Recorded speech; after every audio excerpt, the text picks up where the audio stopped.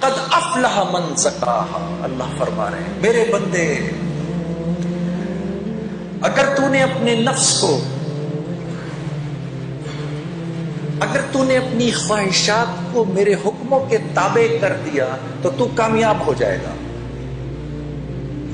کیونکہ یاد رکھ، نفس پر تو چلنے کے لیے نہیں ہے، نفس پر جانور چل سکتا ہے. کیونکہ جانور کو تو ہم نے کوئی اختیار دیا ہی نہیں، وہ تو اچھائی اور برائی کو نہیں سمجھتا. کتے کو کل اللہ پکڑ کر جہنم میں نہیں ڈالے گا کہ تو نے فلاں کی ٹانگ کیوں پکڑی. وہ کہے گا یا اللہ تو نے مجھے جس فطرت پر پیدا کیا میں نے پوری زندگی اس فطرت پر گزار دی،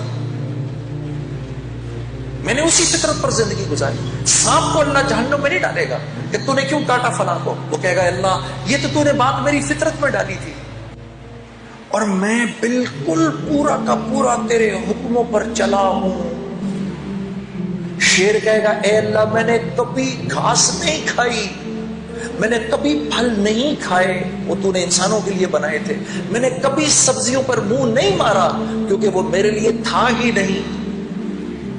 میری تو جو تو نے فطرت بنائی میں اسی فطرت پر چلا.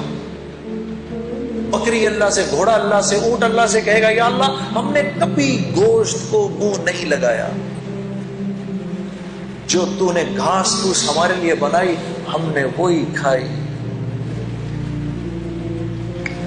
یہ میرے اور آپ کا معاملہ ہے میرے دوست. ہم اپنی مرضی پر نہیں چل سکتے.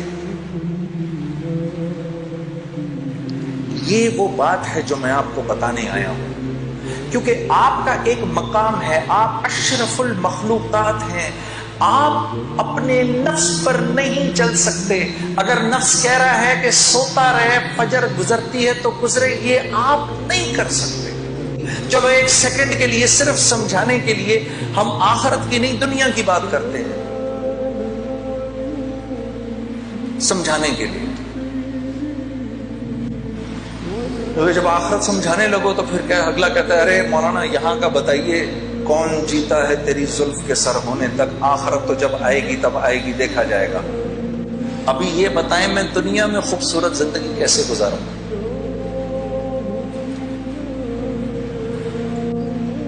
کل کراچی ایئرپورٹ پر جب میں یہاں آ رہا تھا تو ایک بھائی میرے پاس آ کے بیٹھ گئے. ہم مسجد میں نماز پڑھنے لگے تھے تو میرے پاس بیٹھ گئے. مجھے کہنے لگے مجھے بتائیں میں دنیا میں ایک خوبصورت زندگی کیسے گزار سکتا ہوں. میں نے کہا میں اگر آپ کو کیوں بتاؤں، اور اگر آپ میری بات پر عمل کر لیں تو آپ یقین کریے کہ اللہ رب العزت کی ذات، اس کی یہ منشا ہر وقت کی منشا ہوگی کہ آپ کی زندگی ایک خوبصورت زندگی بن جائے.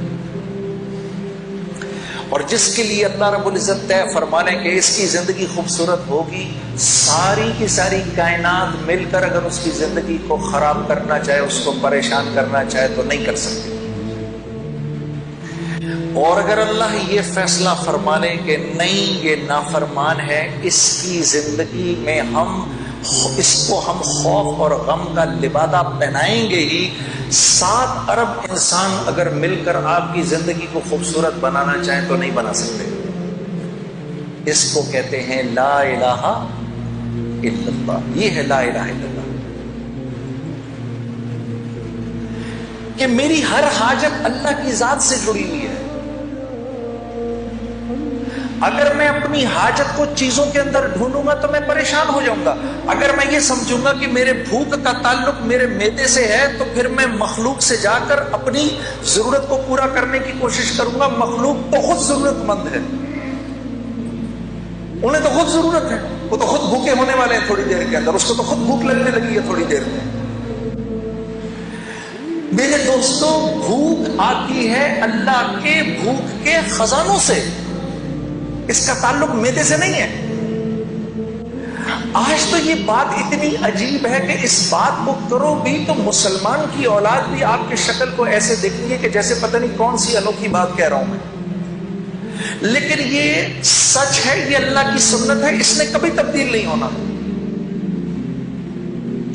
میرے بندے وَفِي السَّمَاءِ رِزْقُكُمْ وَمَا تُوعَدُونَ، جو رزق تو اپنا دنیا میں ڈھونڈ رہا ہے اس کا تعلق زمین و آسمان سے، ساری کائنات سے نہیں ہے، یہ تو ہم آسمان سے اتارتے ہیں تیرے لیے، پھر تو جھوٹ کیوں بولتا ہے؟ اب وہ مجھے نوجوان کہہ رہا مجھے بتائیں میں کیا کروں۔ میں نے کہا بھائی دیکھو،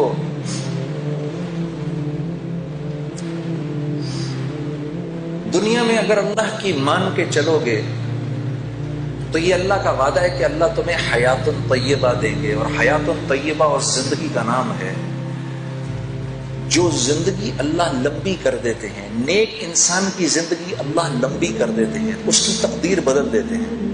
اس کی تقدیر میں جتنے سال لکھے ہوتے ہیں، جب اس کی زندگی کے اندر اپنی فرما برداری دیکھتے ہیں تو اس کی زندگی کے سالوں کو بڑھا دیتے ہیں۔ آسمان سے رزق کے وہ دروازے کھولتے ہیں جو اکثر نہیں کھولتے، اس کے لیے خاص رزق اترتا ہے۔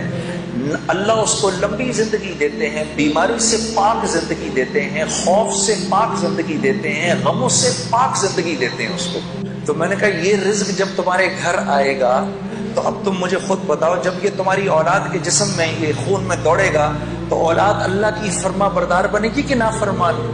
تو میری شکل دیکھنے لگا، پھر کہنے لگا نافرمان۔ میں نے کہا یہ رزق جب بیوی کے خون میں جائے گا وہ وفاداری کرے گی بے وفائی؟ کہنے لگا جی بے وفائی۔ تو میں نے کہا اولاد ہو نافرمان، بیوی ہو بے وفا، تو زندگی سکون میں گزر سکتی ہے؟ میں نے کہا گھر کے جو نوکر چاکر ہیں جب وہ یہ کھائیں گے تو تمہارے ساتھ وفاداری نبھائیں گے کہ بے وفائی کریں گے؟ کہا جی بے وفائی۔ میں نے کہا جب یہ تمہارے جسم میں جائے گا یہ نافرمانی کا رزق تو تم اللہ کی فرما برداری کرو گے نافرمانی کرو گے؟ رات کو تہجد کے لیے اٹھو گے کیا پھر تم؟ رات کو تہجد کی نماز پڑھو گے کہ فلم دیکھو گے؟ کہتا جی میں پوری بات سمجھ گیا، میں پوری بات سمجھ گیا۔ فَأَلْهَمَهَا فُجُورَهَا وَتَقْوَاهَا۔ میں نے اس کو اٹھ کے گلے لگایا، میں نے کہا اگر تو نے دل میں اس بات کا عزم بھی کر لیا ہے کہ آج کے بعد میں اللہ کی فرما برداری کروں گا تو خدا را بیٹھ کے میرے لیے دعا کر، اللہ مجھے بھی معاف کر دے کہ اس وقت اللہ کی رحمت نے تجھے ایسے گھیرا ہوا ہے کہ اگر اس بارش کے تھوڑے سے چھینٹے مجھ پر بھی پڑ گئے تو میں بھی نکل جاؤں گا۔ کیونکہ اللہ کا جو بندہ اندر سے اس بات کا عزم کر لے اے اللہ آج کے بعد نافرمانی نہیں کروں گا، میری مدد کر، آج کے بعد میں تیری فرما برداری کی پوری کوشش کروں گا، جو بندہ اس بات کا صرف دل میں عزم کر لے اللہ کی رحمت اس کے ساتھ ہو جاتی ہے۔